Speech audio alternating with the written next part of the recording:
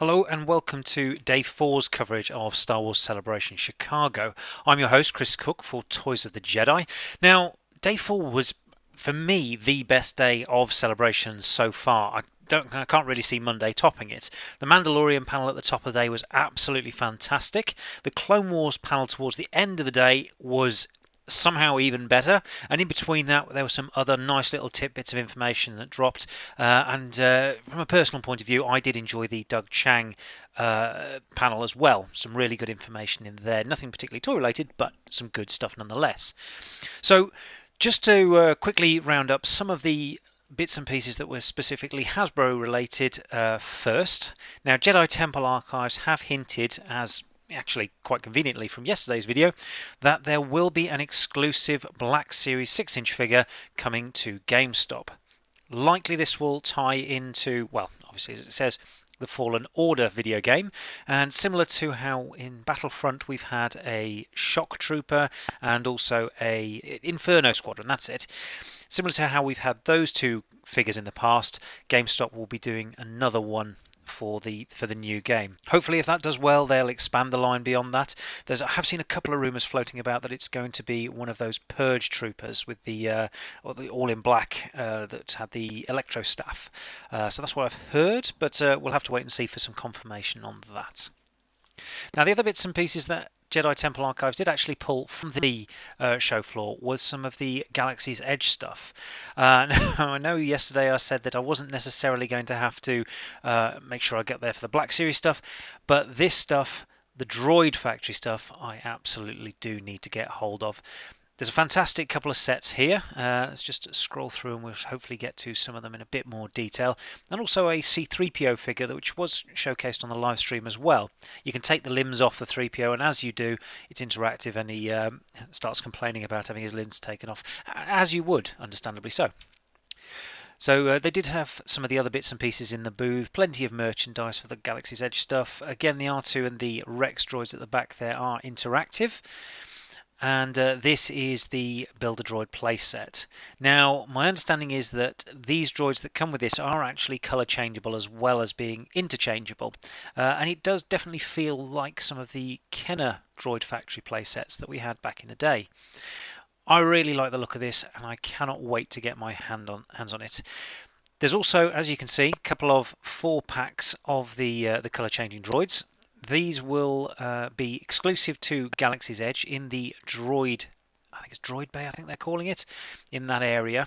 And yeah, you can see obviously they've got the Protocol, BB unit, R2 unit, and the Chopper, which I think is CH-1P, so CH unit. I think he's still classed as an astromech, but an interesting one nonetheless. And like I say, there's 2 packs available at the moment, well, when they go live at Galaxy's Edge, so hopefully I'll be able to get somebody to pick that one up for me when they head over there, because it's going to be a little while before I'm going to get a chance to do that. So just scrolling through the rest of their photos, as you can see, some nice interesting colours there, but this is all stuff that will really add to the playability and the displayability of a lot of your droids. I love the crane arm on the top and what have you there. Looks like there's some space to put your droids in the little box to the side there, so any parts that you've got, you don't lose them, which is a nice little touch. So yeah, definitely some interesting stuff coming out of Galaxy's Edge.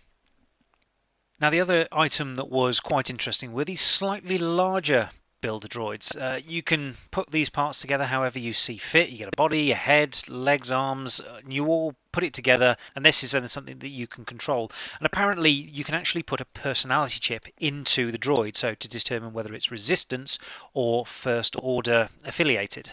And if you're taking it around the parks, the droid will apparently know whether it's in a First Order sector, and if it's a Resistance one, it'll feel uncomfortable and start twitching about and what have you.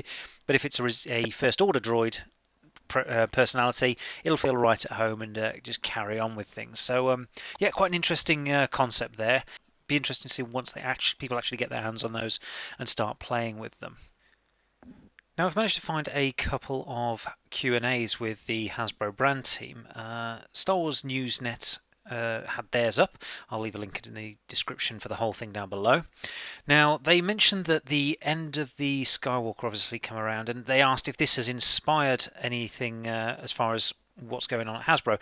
And the team did indeed confirm that the special figure set and the Black Series helmets of Luke Skywalker were both inspired by the end of the Skywalker saga. So they are trying to tie things into modern media as much as possible. They were also asked if there were going to be any Mandalorian toys. Now, while Hasbro can't say anything at this time, and they mentioned Triple Force Friday quite heavily as a potential for some of that, it's not something they can, like I say, talk about too much. Same answer for episode 9, and they are holding back a lot of information for the big toy launch on Triple Force Friday. They've also stated that there will not be many reveals at San Diego Comic-Con. Obviously, with the Triple Force Friday coming up shortly after that. That event is going to showcase more of the history of the lines and the behind-the-scenes stuff of how the lines come together. So yeah, don't expect too much in the way of brand new stuff at San Diego Comic-Con. Now, Fantha Tracks Q&A did cover a lot of the panel, refreshed some of that with the Hasbro brand team. But one of the nice little nuggets that came out of that one was that the clone commander Obi-Wan Kenobi actually has an all-new torso and an all-new head sculpt. I think that was sort of hinted at as probably the case, but it was good to hear the confirmation from the brand team. And the rest of that figure does use the existing clone trooper body. So that was the majority of the Hasbro information that we gleaned from day 4. There was a little bit of other stuff that's come out. Fantha Tracks, as you can see, have showcased that there's a new Star Wars Legion item. This is the Dewback Rider unit for Fantasy Flight Games. Now, the actual set itself obviously comes with some nice bits and pieces. If we just take a look at the better image there.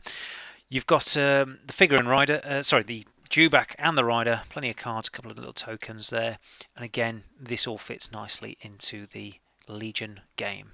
The day kicked off with the Mandalorian panel, and Dave Filoni and Jon Favreau were both in fine form while they were introducing new characters and hosting.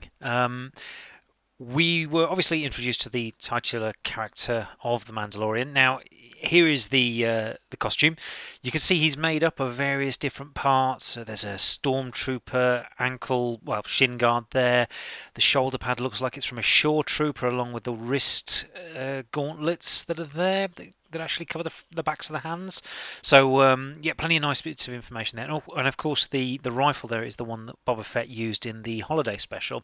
So a lot of callbacks as well to previous EU. Looks like a great figure. I imagine that the Black Series one will show up for this character certainly, and I would hope that they do produce him in the vintage collection as well. Certainly would look absolutely fantastic on that vintage style card back. Now, next we were introduced to Cara Dune. She is quite clearly a feisty woman, and doesn't pull her punches by the looks of it either. Quite happy with some of the heavy weaponry, and does look to have a very interesting costume as well. I mean, this one's obviously only concept art, but it's still going to be carried over into the main character costume. Plenty of nice detailing there, and again, going to look absolutely fantastic on a vintage card back, or the Black Series would probably pick up both of those if and when Hasbro do release them. Now, the third character we were introduced to was Greef Marder. He's effectively the person that gives the Mandalorian his bounties, and it looks like we'll probably see some action as well, given the concept art. He's got a couple of guns there. A bit of a Wild West gunslinger sort of character. So I would hope that we get him with some sort of super articulation so that you can pose him slinging both guns at the same time. Really interesting sort of character. Looking forward to getting that one too. Now, during the panel, they also confirmed that they were a little bit short on stormtroopers, so they enlisted the help of the 501st. And as you can see, they've got the men and the women from the 501st to be in the film, and the cast were saying actually they were really impressed with how professionally the 501st took the role and really behaved like you would expect a stormtrooper to behave. So fantastic work by the 501st. Big opportunity for them. You can see obviously from the grins on their faces there how thrilled they are to be part of the show.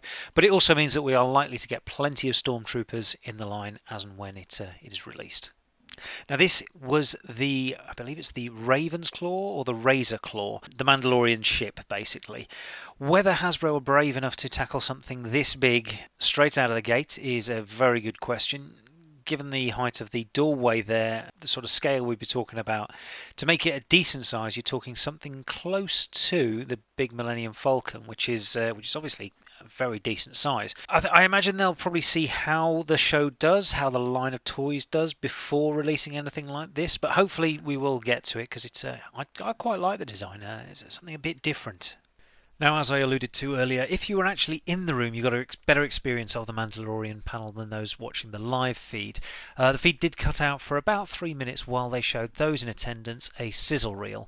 Now, that sizzle reel has appeared online. If you have the skills and your Google Foo is up to par, then you stand a good chance of actually finding it. And it is good. It is so good. Do track down that hidden footage if you can. Hopefully they will make it available more professionally, shall we say, or officially at least to the wider public, because it is absolutely fantastic.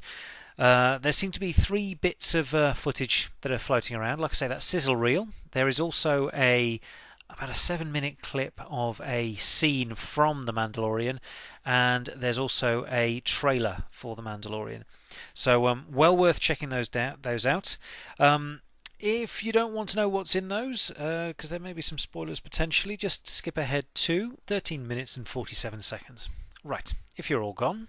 Lots more images of stormtroopers in the scenes, and you do see I think it's Warner Herzog's character actually breaking down the deal with the Mandalorian. So yeah, I imagine we'd possibly get a figure of him somewhere along the lines. Plenty of stormtroopers in the room as well, and also a doctor character, so scope for a nice little battle pack within that. There was also images of a shock trooper, possibly a flame trooper, but it looks like the shock trooper that was released in the Black Series for the Battlefront 2 game. So the primarily white armour with red stripes on it. I think it may be called an Incinerator Trooper that they've released before. So yep, potential for more toys of that.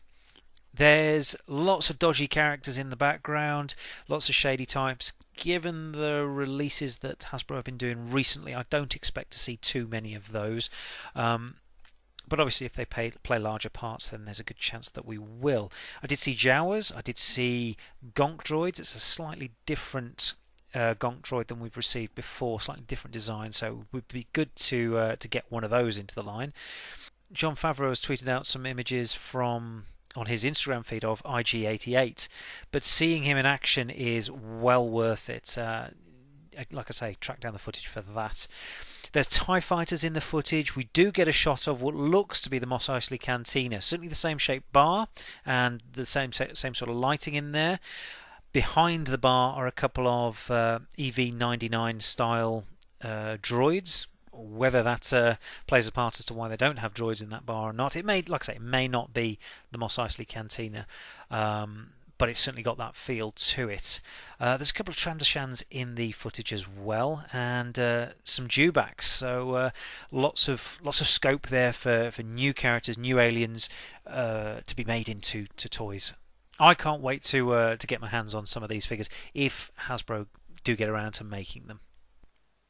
So towards the end of the day, Dave Filoni showcased the Clone Wars Saved, effectively the Season 6 sneak peek of what's coming up. Now, there were some interesting shots. There's going to be stuff from the Bad Batch arc. There's some slight tweaks to the character models, but ultimately the Captain Rex figure is going to look pretty much the same as we've had previously.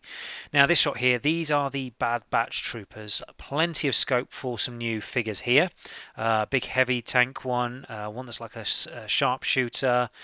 We have got obviously battle droids coming up in this arc, so potential for more releases of those. Definitely some interesting characters that could be made into figures here. Obviously, all the clones do bring a slight tweak. I would hope with the Bad Batch that we do get the full squad, because they are an interesting bunch. I think they were 99 a squad called 99. Again, the actual panel itself did show a clip from this story arc, so be interesting to see what we get with those ones there. Plenty of potential for these to be absolutely fantastic. They are going to need to be new sculpts for the most part, because they held a different frame to a lot of the other clones, because of the way that they were genetically modified as part of the story process. But yeah, some fantastic potential for these characters to really stand out on the scene. Do get plenty of other bits and pieces. Obviously the spider droids, the tri-droids, for this one. So yeah, plenty going on there. Now, Ahsoka Tano is also getting an updated model. Obviously, no longer a Jedi, so she's got to be wearing some coveralls, as depicted in these images here. So yeah, I think it's a fairly safe bet that we will get an Ahsoka figure. She's obviously been a very popular character in the past. Her figures tend to sell for quite a price. And this one here is Trace, and she will also be appearing in the series with her sister Rafa. These are characters that there's Rafa there, that Ahsoka interacts with when she goes down to level 1313. So some of the concepts from that unmade computer game coming into play. They also showed us a little bit of a couple of scenes from an Ahsoka arc that's coming up. So yeah, nice new speeder bike here. This is us going into 1313 on this bit, but yeah, nice new speeder bike potential for Ahsoka to come with. Plenty for Hasbro to be working on there. I would again go and have a look at the panel in full. It is available on YouTube, so you can see the whole thing, but I'm not going to cover too much detail what's going on, just in case you are a bit spoiler sensitive. Now, obviously, Maul I don't think is a spoiler, because we know from Rebels where his story continues to. So the fact that he's appearing in Clone Wars is exciting, but it's certainly not the end of the world. An interesting look. Again, definitely a figure there.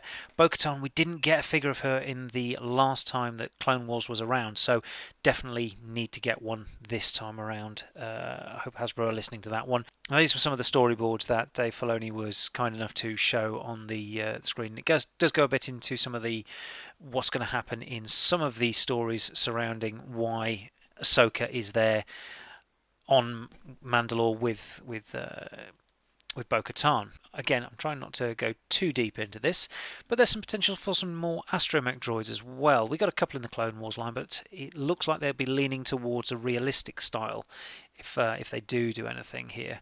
Again, obviously more clone troopers, plenty of those, plenty of officers. Ground crew, we never did get a ground crew the first time around, so that's a potential for a figure there.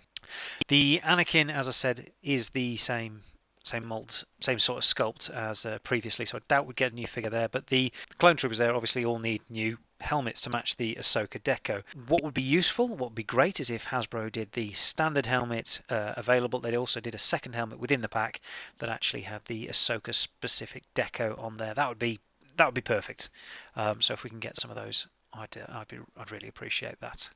So obviously they brought out all of the cast there that you can see, so there's a good chance we will get appearances from Obi-Wan, Yoda, Grievous maybe, or the battle droids, Padme. You obviously got Anakin, D. Bradley Baker, Sam Witwer in his Darth Maul, and Ashley Eckstein playing Ahsoka. So yeah, plenty of scope for new figures with that one. So at the end of the panel, Dave did go on to show a trailer for what's going to be season 6, and there was some fantastic stuff in there. I really would recommend just going and watching the full trailer and panel yourself.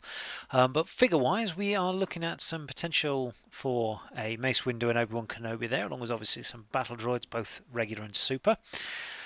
There's some rocket troopers showing up. Now, obviously, we did get one recently in the Black Series, which will be, as far as I can see, exactly the same as appears in these screenshots here.